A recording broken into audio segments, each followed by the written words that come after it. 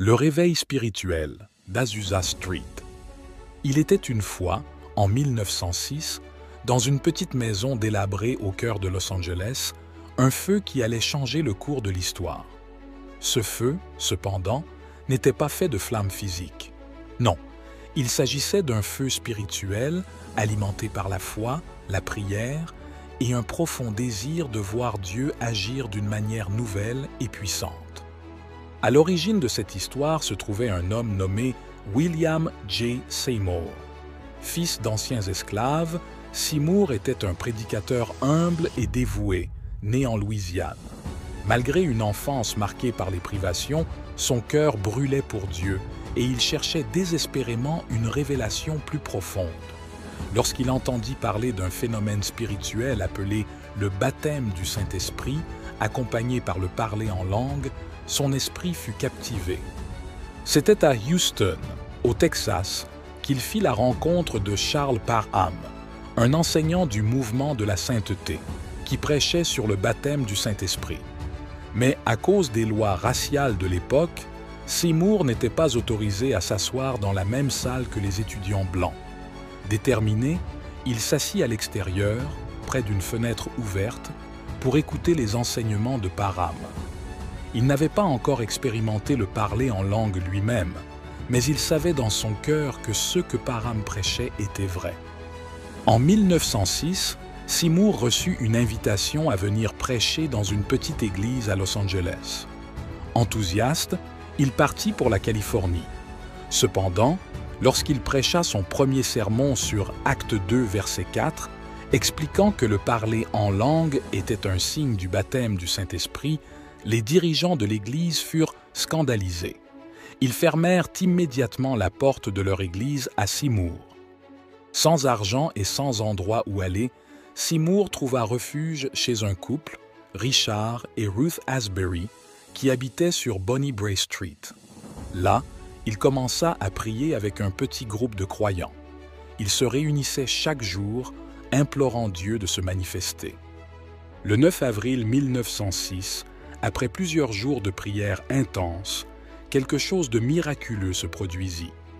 Alors qu'il priait, un membre du groupe, Edward Lee, fut soudainement rempli du Saint-Esprit et commença à parler en langue. C'était comme si une étincelle avait enflammé toute la pièce. Rapidement, d'autres membres furent également remplis du Saint-Esprit, y compris Seymour. Ce fut un moment de puissance divine qui changea tout. La nouvelle se répandit comme une traînée de poudre. Bientôt, des foules commencèrent à se rassembler devant la maison sur Bonnie Brae Street. Les gens venaient de partout pour voir ce qui se passait. Certains entraient, sceptiques, mais repartaient transformés. Les réunions devinrent si grandes que la maison ne pouvait plus contenir la foule. Alors, le groupe chercha un endroit plus spacieux et trouva une ancienne église désaffectée sur Azusa Street. L'église sur Azusa Street était un vieux bâtiment délabré qui servait autrefois d'écurie. Les murs étaient en bois brut, les bancs faits de planches et l'air sentait encore le foin. Mais cela importait peu. Ce lieu devint rapidement le cœur battant du réveil.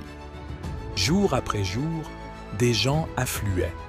Des hommes, des femmes, des enfants, riches ou pauvres, noirs ou blancs, tous se rassemblaient dans une unité rarement vue à l'époque. L'atmosphère était imprégnée de louanges, de prières et de manifestations du Saint-Esprit. Des miracles se produisaient régulièrement. Les aveugles recouvraient la vue, les boiteux marchaient et les cœurs brisés étaient restaurés. William Seymour, bien que leader du mouvement, restait incroyablement humble. Souvent, il prêchait en ayant sa tête cachée dans une boîte en bois, symbolisant sa totale dépendance à Dieu. Il croyait fermement que ce réveil n'était pas son œuvre, mais celle de Dieu. Le message d'Azusa Street se propagea rapidement. Des visiteurs vinrent de tous les coins des États-Unis et même du monde entier. Beaucoup repartèrent dans leur région avec un feu nouveau, devenant eux-mêmes des instruments de réveil. C'est ainsi que le mouvement pentecôtiste, qui met l'accent sur le baptême du Saint-Esprit et les dons spirituels, naquit. Ce réveil, qui dura environ 3 ans, fut marqué par une unité extraordinaire. Bien que les tensions raciales fussent fortes à l'époque, Azusa Street était un lieu où les barrières tombaient. Blancs et noirs, hommes et femmes, jeunes et vieux, louaient Dieu ensemble dans une fraternité rare et précieuse. Aujourd'hui, l'impact d'Azusa Street est encore ressenti.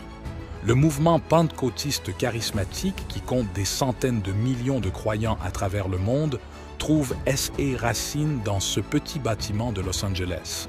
Mais plus que les chiffres, l'héritage d'Azusa Street réside dans son message. Dieu agit encore aujourd'hui, brisant les barrières, renouvelant les cœurs et répandant son esprit sur ceux qui le cherchent avec foi.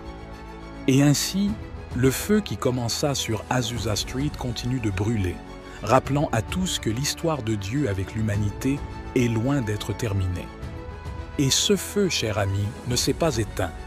Si cette histoire vous a inspiré et si vous voulez découvrir d'autres récits édifiants, des enseignements profonds et des messages qui nourrissent la foi, abonnez-vous dès maintenant à notre chaîne YouTube. Chaque abonnement nous aide à partager des témoignages puissants et à propager le message de l'Évangile à travers le monde. Ensemble, continuons à faire vivre le feu du réveil spirituel.